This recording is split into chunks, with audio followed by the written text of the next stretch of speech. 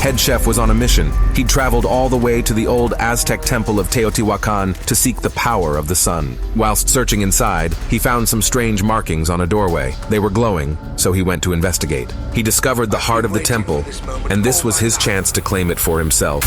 All of a sudden, a gas was released into the air, and Head Chef started to see visions of the sun machine. It was in these visions that he finally understood. He could harness the power of the sun. Sun machine! Oh, ah! Sun